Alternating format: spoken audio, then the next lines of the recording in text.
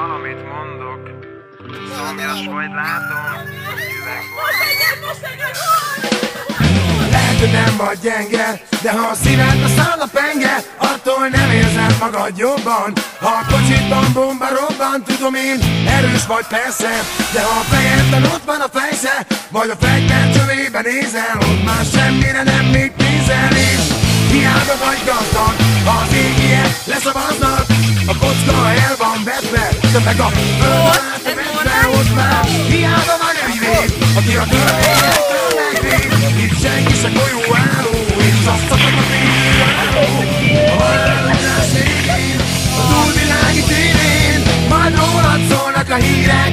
Veled van tele a sajtó, aki a pokolra kíván jutni, annak balra a második ajtó. De ha a Szent Péter szigetekre már, de valaki fizetve az útja önnek, a Mennyország turist a legjobb szolgáltatást nyújtja.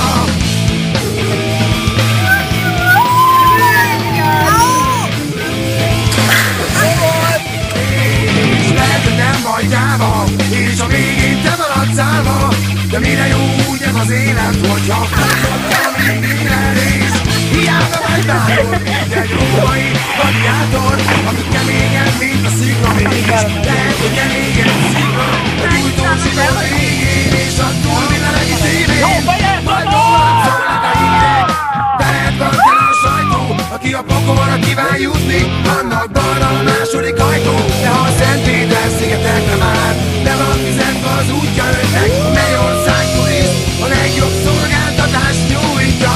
Mi atyánk, ki vagy a mennyekbe, mondd csak, melyik ajtónk mennyekbe. Mi atyánk, ki vagy a mennyekbe, mondd csak, melyik ajtónk mennyekbe. Mi atyánk, ki vagy a mennyekbe, mondd csak én, melyik ajtónk mennyekbe. Mi atyánk, ki vagy a mennyekbe, mondd csak.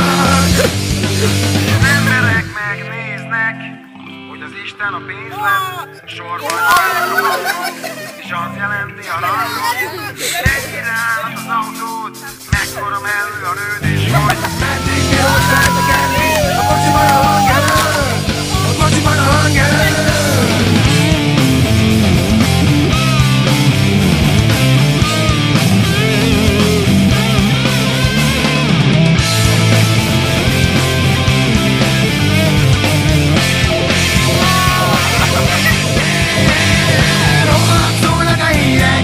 Veled van tele a sajtó, aki a pokolra kíván jutni, annak balra de a Szent Péter szigetekre már, de van fizetve az útja önnek, a Mennyország turist a legjobb szolgáltatást nyújtja.